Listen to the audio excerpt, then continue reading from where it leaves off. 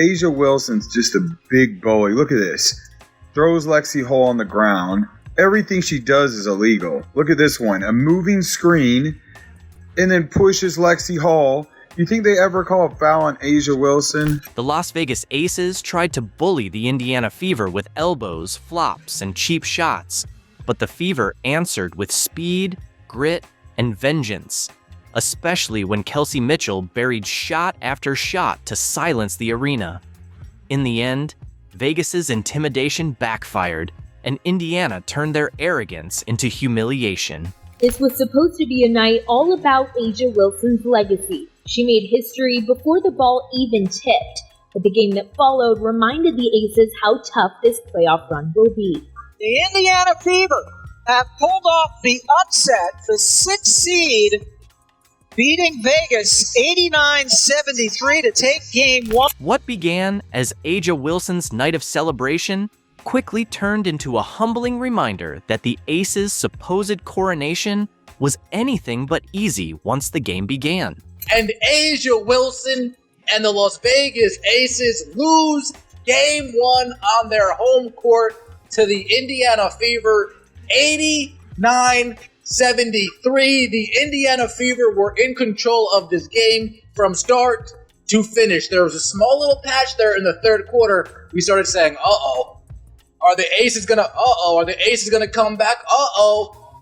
But Kelsey Mitchell and Odyssey Sims said, no, they're not going to come back. Not at all. The Aces entered as overwhelming favorites, backed by media hype and Becky Hammond's confident reminders that Indiana hadn't yet faced the real Aces.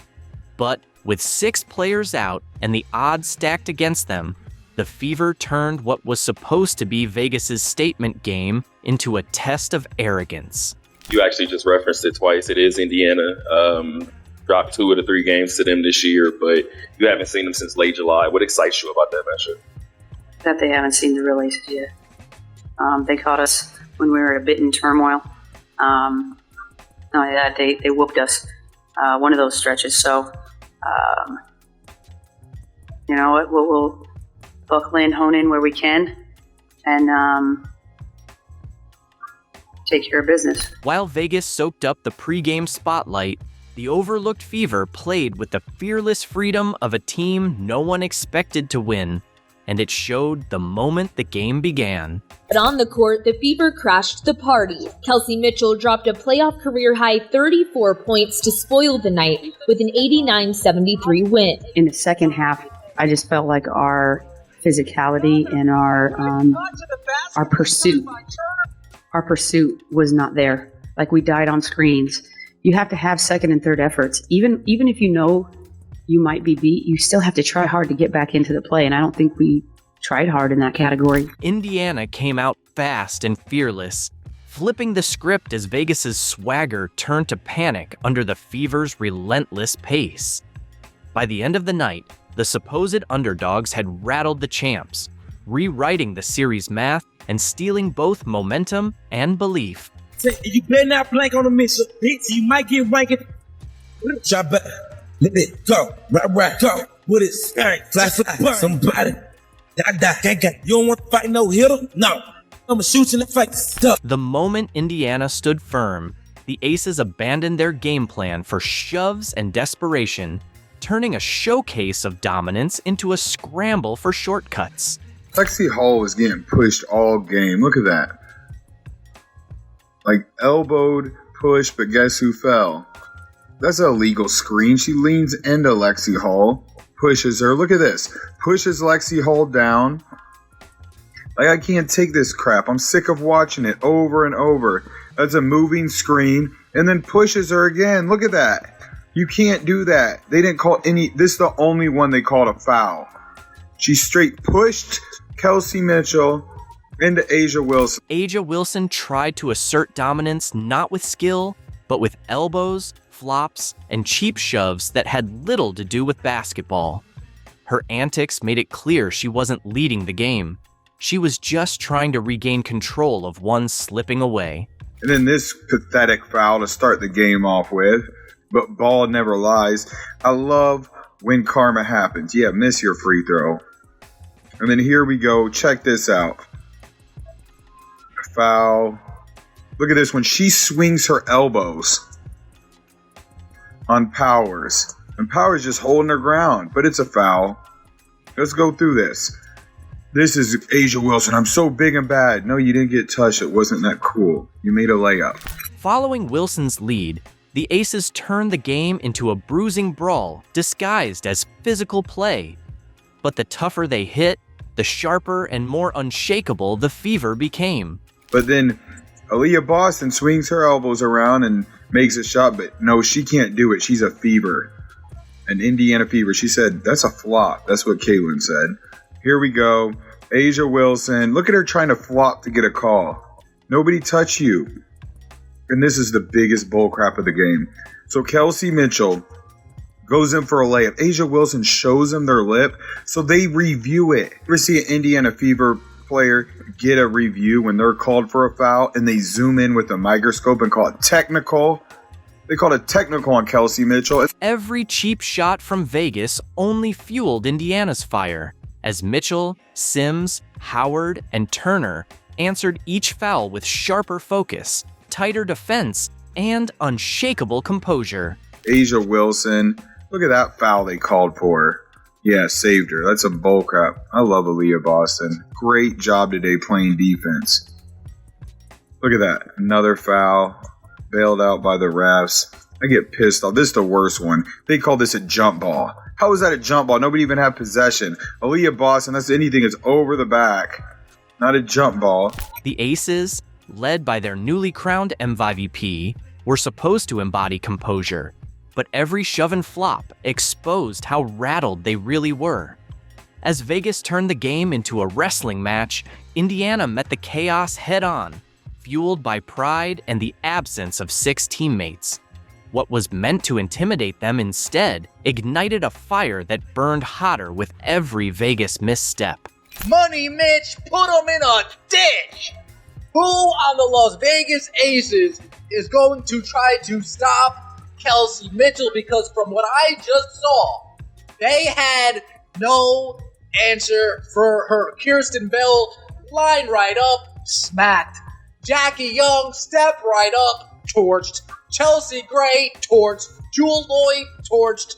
Nobody could hang with Kelsey Mitchell as she goes off. Kelsey Mitchell answered Vegas's physical chaos with pure precision, torching them for 34 points and slicing through every shove and jawing attempt.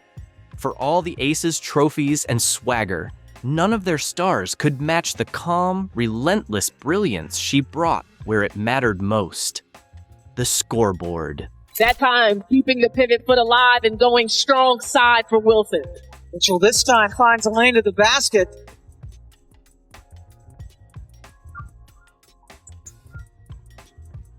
Inside to Turner. Nice look from Mitchell, which follows 5 Eastern time on ESPN. Mitchell. Lot of arc on that and a couple of bounces. Odyssey Sims anchored Indiana with fearless drives, relentless defense, and veteran poise, guiding her team through Vegas's chaos without ever stooping to it. Good anticipation there by Brianna Turner. She's been on a couple WNBA all defensive teams, and she has really been key for them on that end of the floor in these playoffs.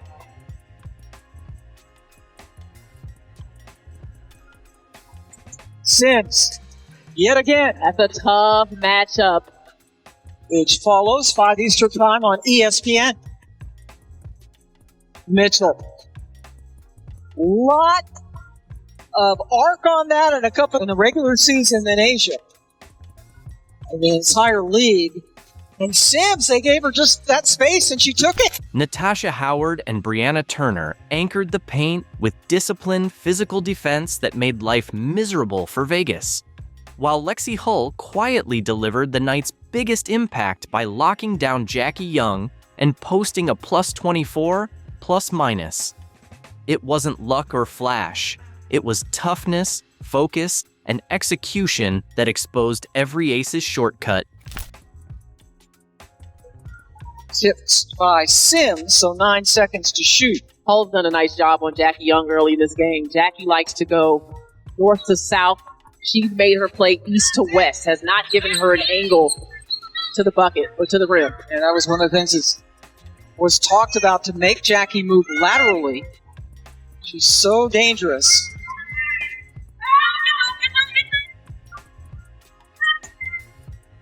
You gotta hurry. Chelsea gets it inside to Young.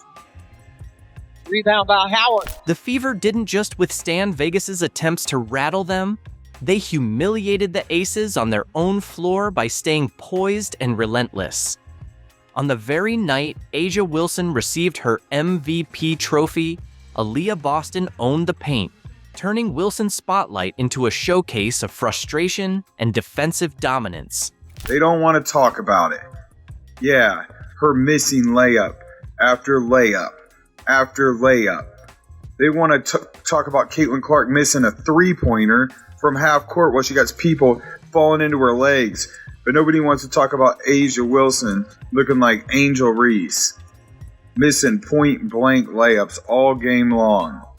In a playoff game, 6 for 22. So A'ja Wilson, crowned MVP just hours earlier, was held to a rough 6 for 22 night as Boston, Turner, and Howard smothered her inside. Their relentless interior defense clogged every lane, cut off her comfort zones, and turned Vegas's smooth offense into a grinding struggle. Lexi Hull had that great steal to seal the win against Atlanta. Great start for Aaliyah Boston. Definitely the best slasher. Boston and Wilson, two former South Carolina players. A'ja can't find the bottom of the net. 5'11". Odyssey sends in Kelsey Mitchell 5'8". Boston up under and in. Really having her battle. A'ja. The contrast was striking. Boston stayed composed and disciplined while Wilson unraveled with flops, complaints, and forced shots. By night's end, the newly crowned MVP had been outclassed by a second-year center whose poise and preparation exposed the complacency of a champion that had simply assumed it would win.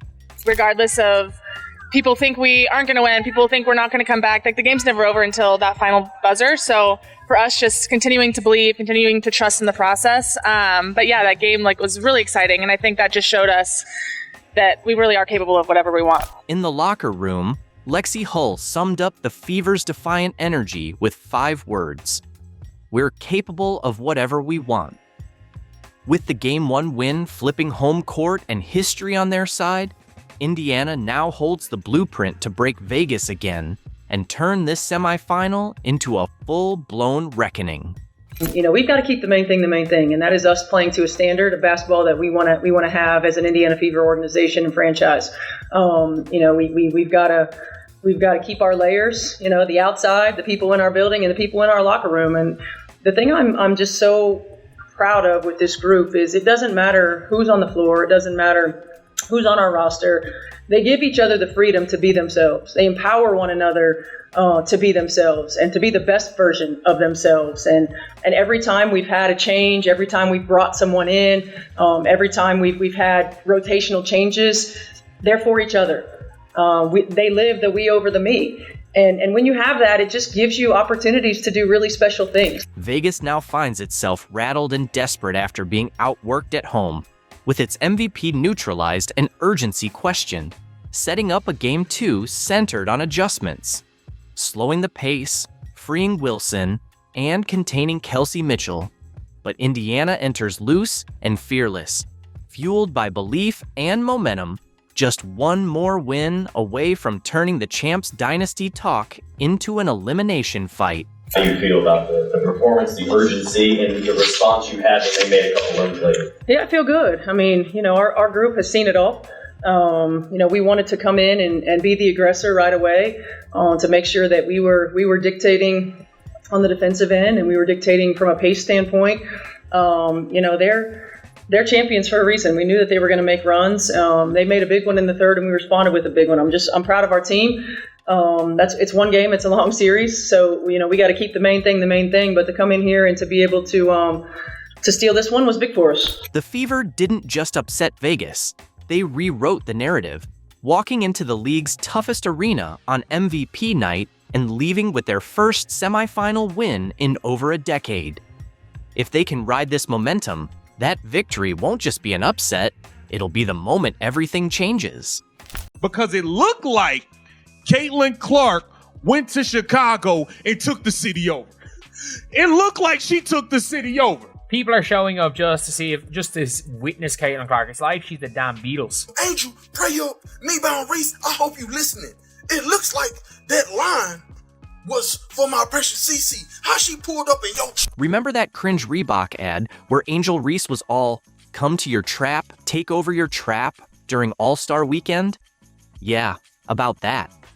Caitlin Clark didn't just come. She stormed in, owned the joint, flipped the lights on, and turned Indy into her personal playground. Meanwhile, Reese? Nowhere. Another perfectly timed injury. The irony? Chef's kiss.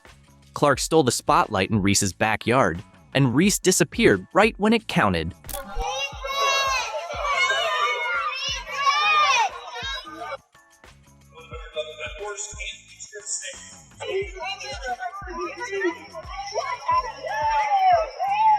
Caitlin Clark spent 20 minutes signing autographs. She made her way 2/3 of the arena.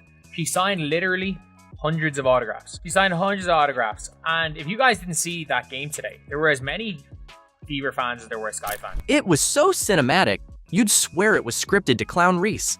Clark rolled into Chicago like a rock star, fans mobbing the United Center, kids screaming, selfies flying. Meanwhile, Reese vanished. Back injury, sure. While Caitlin signed 200+ autographs and turned the sidewalk into Fever FanCon, Reese was busy posting cryptic stuff online, watching her moment melt away. Now, see, this the real version of walking your trap and take over your trap. Look at this. Look at that. Oh my God.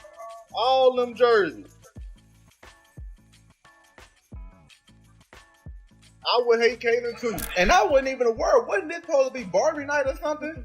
Come on, Caitlin walked in and took over, and she didn't even play. The so-called trap she claimed was hers got straight up hijacked, and not by force, but by talent, grace, and real star power. So Caitlin Clark is not playing the game. And by the way, people didn't know whether or not Caitlin was playing that game until the very end. There are hundreds of fans that were there to see Caitlin Clark play on the off chance Caitlin Clark would be able to sign something. She was there. She spent 20 minutes autographing everything. What happened to Miss Angel Reese? She's all in Indiana during All-Star, and her Reebok campaign, come to your trap, take over your trap. The contrast couldn't have been more brutal if it were scripted. Caitlin Clark, injured no less, was out there delivering for fans like a true star. Meanwhile, Angel Reese, the so-called face of Chicago, was a ghost during the city's biggest weekend. Clark showed up and shined. Reese vanished. This is what happens when you chase clout instead of building your own legacy. Eventually, the spotlight tells the truth. I think this what means when you walk into your trap and take over. She in your city. Oh no. Oh no. Oh no. I forgot about that tweet. Walk in your trap, take over your trap. I just realized that. I'm like, oh my God, there's no way they came out with that. And here's what really seals it. Caitlin Clark didn't even play. She didn't have to. Her presence alone stirred up a frenzy. Meanwhile, her Fever teammates took the floor and made a statement of their own. Money Mitch put him in a ditch, and Michaela Timpson treating the Chicago Sky like a bunch of Simpsons. Oh boy, oh boy, oh boy. Might be scorching hot right now. You have been so good on the road lately. 6 straight games, 24 points a game. How are you off to another hot start in a hostile environment? I think about just staying in rhythm. And when I stay in rhythm, about being aggressive. So as long as I'm aggressive and being myself, they make it easier for me. Kelsey Mitchell came in with something to prove and no time for games. From the jump, she lit up the court, draining threes from every corner of Chicago and capping the night with a blazing 35-point clinic. including 7 from beyond the arc. Kelsey Mitchell, 7 for 10 from the three-point line. Off the start, 8 points quick. You knew, Kelsey Mitchell's hot today. Kelsey Mitchell's hot today. This might be her game. Let's keep the hot hand in. Let's keep the hot hand going. Let's set her some big body screens. Get her open. Kelsey Mitchell, she did it all. 7 for 10 from the three-point line. She got to the rack. She got to the free throw line, carving up the defense, looking like a little snake, how she just slithers in and out of that defense. Kelsey Mitchell, salute to you. This wasn't just basketball, it was a statement. Mitchell turned hostile turf into her own gym, proving the Fever are more than just Clark and Co. Even without Caitlin running the show, Indiana showed its depth. Mitchell grabbed the spotlight, carried the franchise, and delivered a gem that screamed, "Don't count us out just because Clark's on the bench." She lit them up. I mean, she was on fire. On fire. She couldn't miss. I mean, everything was in the flow of the offense. Effortless, man. We got to give love to Kelsey Mitchell. 12 of 19 from the floor, 7 of 10 from 3, 35 points. Straight stirring the pot. Stirring the pot. She was cooking there today. Kelsey Mitchell was on one. She was on one. She was a plus 25 for the game. The Chicago Sky are a flat-out joke. This team is terrible. Aaliyah Boston didn't just show up. She took over. Her 14 points and 11 boards weren't flashy, but they were brutal. She owned the paint, dismantling Chicago's front court with smarts, strength, and surgical footwork.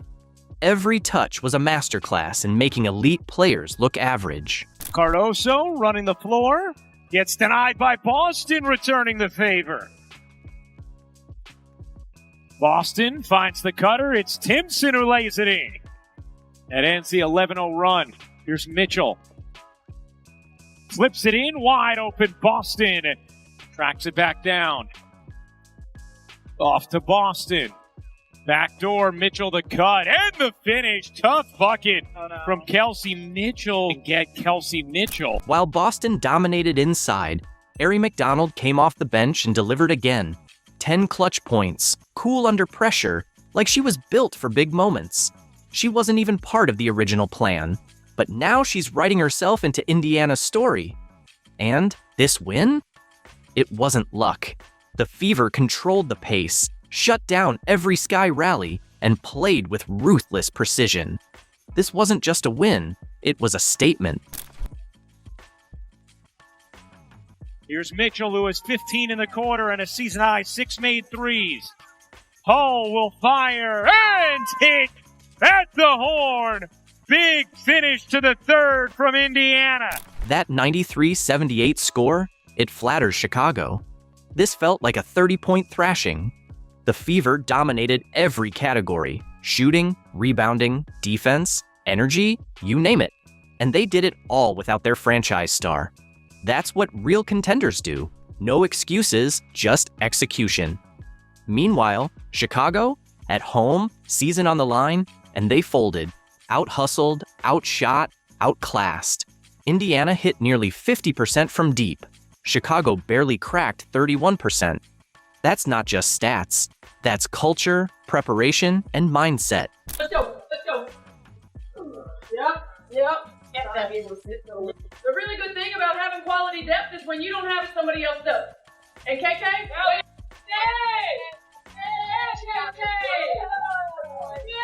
Way to step up. Chloe, great job coming in. Good job. Lex, way to come in and make an impact.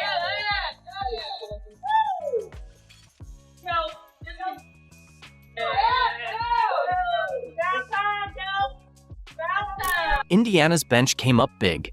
Nalissa Smith and Lexi Hull gave key minutes that kept the momentum alive. They're not just filling space, they're keeping the standard high and letting the starters breathe. That depth matters in a playoff push. And defensively, the Fever forced 17 turnovers, turning the Sky into a panicked mess. Constant pressure, constant disruption. Indiana never let them settle. Indiana run after Chicago had cut it to 2. Poked away by Timpson. There's the deflection.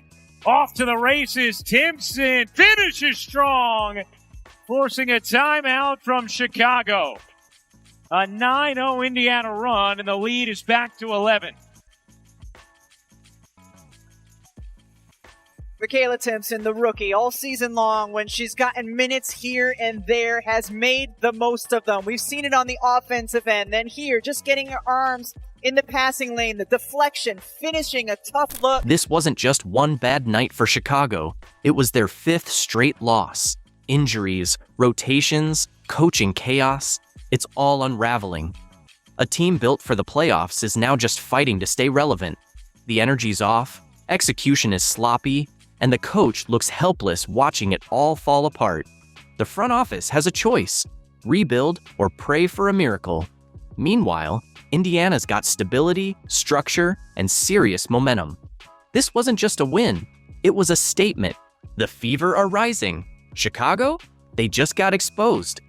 Hello, basketball fans, and welcome to our in-depth look at Caitlin Clark's remarkable life. From her Iowa upbringing and athletic family roots, to her record-shattering career at the University of Iowa and rise to professional stardom, we'll explore every stage of her journey. We'll also highlight her endorsements, philanthropy, and personal side, so stay tuned for the full story. And don't forget to like, comment, share, and subscribe if you enjoy detailed sports biographies. Caitlin Clark, a guard for the Indiana Fever in the WNBA, is considered one of the greatest women's college basketball players in history. She left Iowa as the all-time leading scorer in NCAA Division I with 3,951 points, surpassing even the men's record and solidifying her legendary status. Drafted first overall in 2024, she quickly claimed Rookie of the Year honors, proving her impact at the professional level. This is the story of how a competitive kid from Iowa became a record-breaking star. Born January 22, 2002 in Des Moines and raised in West Des Moines, Caitlin Elizabeth Clark grew up in a close-knit, sports-oriented family. Her parents, Brent and Ann Nizzy Clark, worked in business and marketing, and she had 2 brothers, Blake and Colin. Blake would later play college football at Iowa State, while Caitlin took a different path that changed women's basketball history. Her family tree is full of athletes. Her father played basketball and baseball at Simpson College, and her brother Blake won 2 state football titles in high school. Several of her uncles played sports in college, and her maternal grandfather, Bob Nizzy, coached football and served as an administrator at Caitlin's high school. Competitive from the start, Caitlin admitted she never wanted to lose, whether the challenge was a board game or a ball game. As a child, Caitlin tried almost every sport: soccer, golf, softball, tennis, volleyball, and basketball. But hoops became her true love. She began organized play at age 5, often joining boys' leagues because of limited opportunities for girls. And by 6th grade, she was excelling with the All-Iowa Attack AAU program against older players. During that time, she teamed up with future WNBA star Ashley Jones, while drawing inspiration from icons like Stephen Curry and Maya Moore, and attending Minnesota Lynx games with her dad. Caitlin enrolled at Dowling Catholic High School, where she played 4 standout varsity seasons under coach Kristen Meyer. Already averaging 27 points per game as a sophomore and earning all-state honors, she drew national attention as a junior. That year, she erupted for 60 points in one game, the second highest total in Iowa girls basketball history, with 13 three-pointers, a state record, confirming her reputation as an unstoppable scorer. In high school, Caitlin Clark posted numbers no Iowa prep player had ever matched. She wrapped up her Dowling Catholic career with 2,547 points, ranking 4th in state history, and knocked down 283 three-pointers, good for 6th. As a senior, she averaged 33.4 points per game, led the state in scoring for the 2nd straight year, and collected awards including Iowa Gatorade Player of the Year, Iowa Miss Basketball, and First Team All-State. She also earned selections to the McDonald's All-American and Jordan Brand Classic games. Though both were canceled due to COVID-19, Clark was initially committed to Notre Dame, but decided instead to remain in Iowa, joining the Hawkeyes in 2020, chosen first overall by the Indiana Fever in New York, instantly making international headlines. In her rookie year, she averaged 16.5 points, 8.8 assists, and 5 rebounds, living up to the immense hype. Her professional impact was immediate. Clark captured WNBA Rookie of the Year, made the All-WNBA First Team, and was named an All-Star. She became the first WNBA player ever, rookie or veteran, to notch a triple-double, set the Fever's rookie assist and scoring records, and led the entire league in assists, quickly climbing the franchise's all-time scoring ranks. Caitlin Clark quickly became the centerpiece of the Indiana Fever and a nationwide media sensation. Her presence boosted the WNBA's profile as the Fever set new attendance records, including their largest ever home crowd, while nationally televised games featuring Clark drew huge audiences. Time magazine named her 2024 Athlete of the Year across all sports, underscoring how her impact extended well beyond basketball. During the summer of 2024, Clark trained with Team USA during the Olympic break as a potential addition for the Paris Games, though she didn't make the final roster. Earlier in her career, she had already established herself internationally, winning 3 gold medals with USA junior teams, including MVP honors at the 2021 U19 World Cup, where she averaged 16.4 points and 4.1 assists. Her dominance at Iowa made her an obvious admired for both her competitive spirit and her willingness to advocate for issues such as athlete compensation and media equity.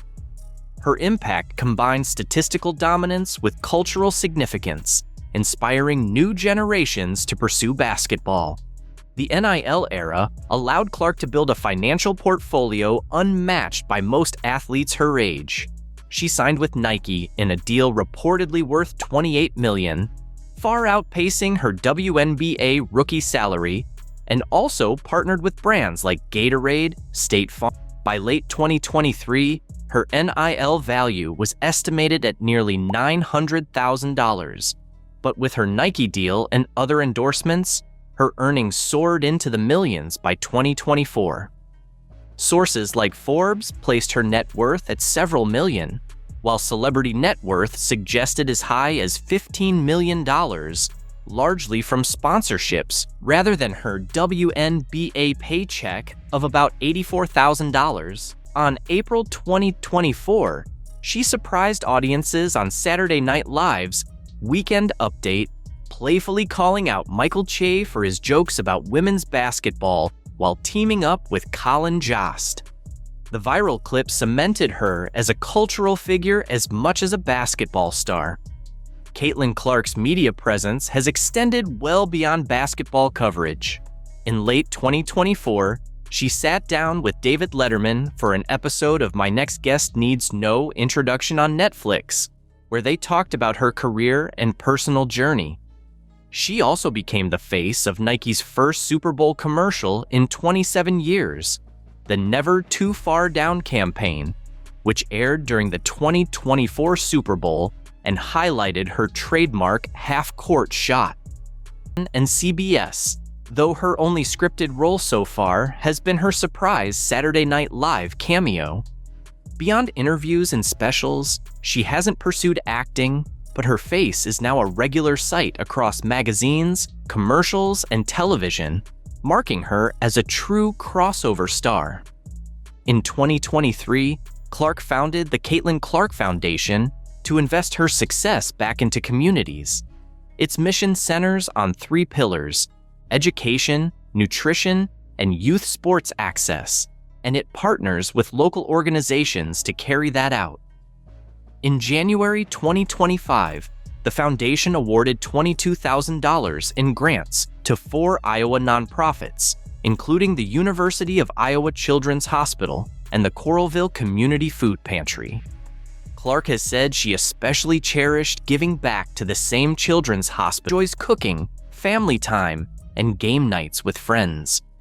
Former teammate Lexi Hull recalled Clark hosting lively dinner parties and competitive board game sessions, where her will to win carried over even into Settlers of Catan or Monopoly Deal. Her family continues to be a cornerstone of her support system. Clark often returns home to West Des Moines or Iowa City and openly credits her parents and brothers for keeping her grounded. Basketball player Connor McCaffrey became public. McCaffrey, who later pursued a career in coaching, has been seen frequently with her in both Iowa City and Indianapolis since her move to the WNBA. The couple is known to occasionally play one-on-one, and Clark has praised his honesty and encouragement. While the two have not announced future plans, their partnership remains her first serious relationship covered in the media, with both just as rapidly. She broke her own fan vote record at the 2025 All-Star Game with over 1.3 million votes, while Nike launched her Kobe 5 Indiana Fever player exclusive in June and revealed her signature logo in August. Her signature apparel and first shoe line are set for 2026, reinforcing her position as one of the sport's most active and well-rounded lifestyle. She is a passionate golfer, having played alongside world number 1 Nelly Korda and legend Annika Sorenstam in a 2024 Pro-Am tournament. She also enjoys being a sports fan herself, famously attending Kansas City Chiefs games as both a devoted supporter and a Taylor Swift admirer. In fact, she drew headlines when she was spotted next to Swift in a VIP suite during the 2024 NFL playoffs, chatting football with the pop star. When she has downtime, Clark prefers a simple routine of cooking, baking, and relaxing with movies or music. Social media often captures her with Connor at themed dinner parties, tailgates, or family gatherings in Iowa, where she enjoys quieter moments away from the spotlight. Her sense of style has also become part of her public image. She frequently represents Nike at events and has been featured in photo spreads for Sports Illustrated and ESPN, the magazine. Clark has co-owned Iowa-themed merchandise lines as well, though she says she still appreciates the small-town dinners and casual gaming nights just as much as glamorous red carpet appearances. Financially, Clark's net worth in West Des Moines. Clark spent her college years living in Iowa City near campus before moving to Indianapolis as a professional. She chose to remain there in the 2024-25 offseason to train with Fever coaches and take advantage of the Pacers' Fever practice facilities, while still making time to return home to Iowa whenever possible. Her exact living arrangements remain private, but she likely splits her time between Indiana and Iowa. As of 2025, Caitlin Clark's story is just beginning. With her professional career still in its early stages, the future promises more records, milestones, and influence to come. Stay tuned for what's next. And if you enjoyed this profile, don't forget to like, comment, share, and subscribe for more in-depth sports stories. Caitlin Clark officially done for the 2025 WNBA season, as she and the Fever announced on social media. The Fever and Clark saying that she tried to get back on the floor. It appears that she just ran out of time, not able to get enough confidence back in her body as the season wraps up and the playoffs are likely about to begin for Indiana. Caitlin Clark is done for the season, and it's not just her loss. It's the WNBA's nightmare. Fans got strung along with cryptic updates, ticket sales spiked on the hope of her return, and now refunds are flooding in. How did the league's golden goose wind up sidelined by what feels more like mismanagement than misfortune? And why did the Fever and WNBA keep selling optimism while Clark's body was clearly breaking down? Caitlin Clark, out for the remainder of the 2025 season, something we all think we knew was coming after what Stephanie White said earlier today. We couldn't be too sure until we see it for ourselves. And with this announcement from the GOAT's mouth herself, Caitlin Clark won't be returning this season, nor if the Indiana Fever make the playoffs. Clark's sophomore season unraveled almost immediately, morphing into an injury saga no one wanted to face. The timeline now looks damning. May brought quad tightness, then a left quad strain just 4 games in. By June, a groin strain joined the list. July 15th delivered the breaking point, a right groin injury that ended her year. And August twisted the knife with a bone bruise in her ankle during rehab. What was meant to be her breakout season collapsed into shutdown after shutdown, leaving her with just 13 games played. I mean, it's a gut punch that basically encompasses an entire season of them. The Fever have lost so many players to injury, but obviously none bigger than Clark. And there was such a weight for this second season after her magnificent rookie season. And then, the anticipation of her possibly coming back, only for that not to happen, takes a lot of air out of the room, obviously takes a lot of energy out of the fans, and is a devastating blow for not just the Fever and the WNBA. Every stop on that injury timeline came with frustration. The Fever kept slapping day to day on her status, a phrase that sold optimism, tickets, and false hope. But when she returned, it was obvious. Limited minutes, shaky efficiency, and a rhythm that never came. Fans noticed. Reporters questioned whether she was rushed back, even as coach Stephanie White framed the West Coast trip as an evaluation. Her own admission that Clark hadn't done much contact work said it all. She was nowhere near 100%. Well, because Caitlin Clark fans, I want to say Fever fans, but at this point, so many of you, including myself, has lost faith in everybody involved in leadership and in management and coaching.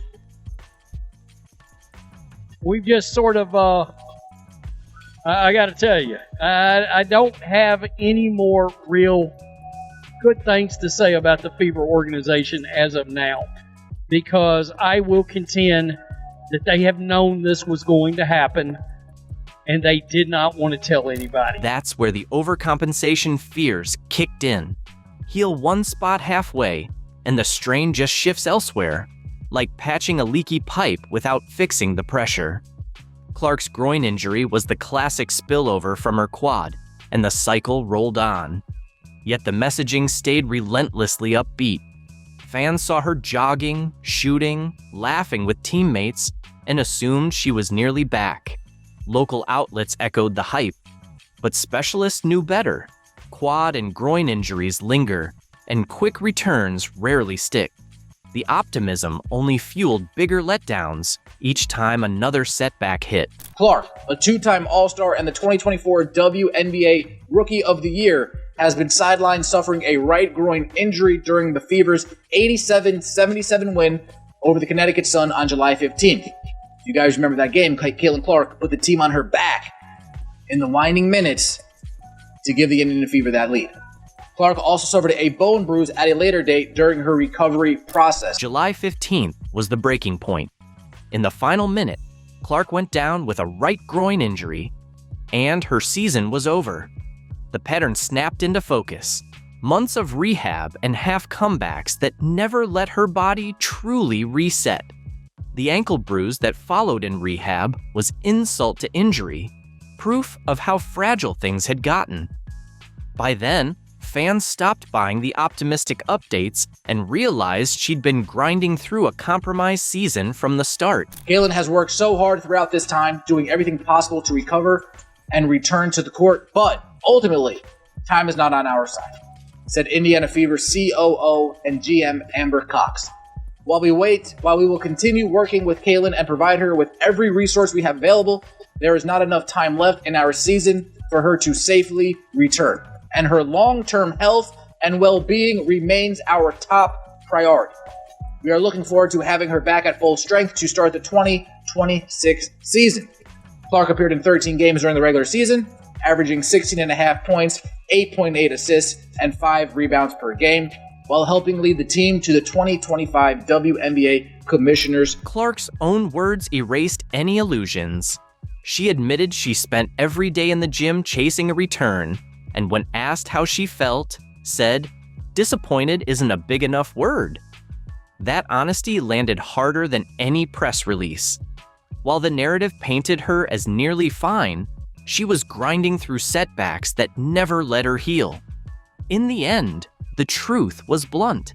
Injuries stacked up, sidelined her, and left the Fever without the one player who had been reshaping the league in real time. And this is what Caitlin wrote. I had hoped to share a better update, but I will not be returning to play this season. I spent hours in the gym every day with a singular goal of getting back out there. Disappointed isn't a big enough word to describe how I am feeling. I want to thank everyone who had my back through all the uncertainty. This has been incredibly frustrating, but even in the bad, there is good. The way fans continue to show up for me in the Fever brought me so much joy and important perspective. I'm so proud of how this team has only gotten stronger through the adversity this year. Now it's time to close out the season and claim our spot in the playoffs. And then came the bigger question. As Clark's injuries piled up, fans noticed the pounding she took every game.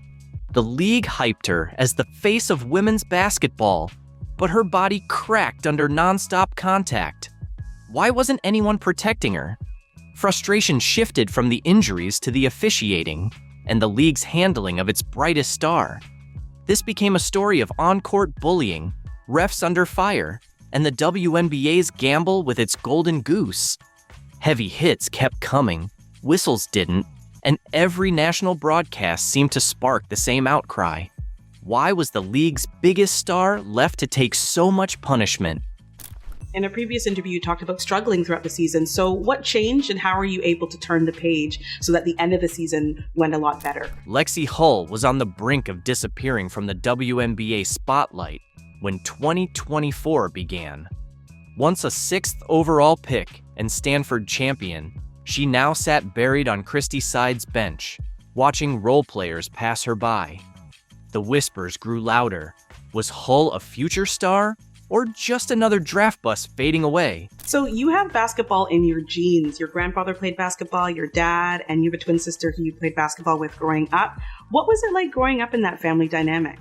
Well, we have a super competitive family, and having my dad play basketball collegiately, knew that basketball was going to be put in my hands at an early age. But my parents were, super excited about having us try every sport imaginable. So yeah, we grew up, my sister and I, playing a little bit of everything. Then came the earthquake.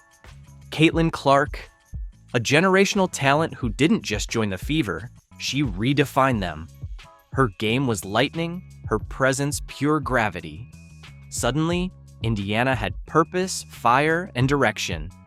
For Lexi Hull, Clark wasn't just a teammate, she was a lifeline. I think it was important to get to know her off the court because I do think that, connections, getting to know people really play a part in the success of teams. Hull didn't hold back in interviews with She's for Sports and the Dunker Spot. She revealed how Clark's arrival flipped her career and turned the Fever from a stumbling mess into one of basketball's best stories. This was bigger than her own revival. It was redemption, leadership, and a culture shift that could define Indiana's future. She's been called the clutch player by WNBA fans, and she was drafted to the W in 2022 with the Indiana Fever in the first round as the 6th pick. I'm talking about professional basketball player Lexi Hull. The start of 2024 was brutal for Hull. Despite her pedigree, she couldn't break the rotation. Katie Lou Samuelson and Christy Wallace, players with half her upside, were stealing her minutes while she sat sidelined, towel over her shoulders. At the beginning of the season, my playing time definitely looked different than it did at the end. So trusting that, I was staying ready, putting in the work so that when I did get the minutes out on the court, that I could take full advantage of them. So I was just really proud of myself for trusting the process and staying the course. The sting was real. From Stanford star to Indiana benchwarmer, the fall was a mental battle just as steep as any physical one.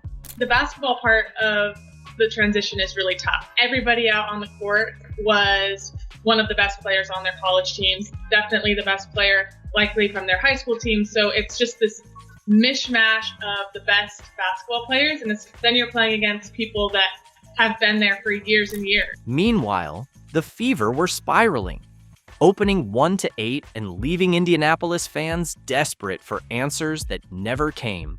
We were just like sick that we had lost so many games, and also feeling like we were better than that. Headlines blasted the Fever for bad rotations, weak defense, and zero chemistry. Pressure smothered the locker room, and from the sideline, Hull battled her own doubts as the whole ship seemed ready to sink.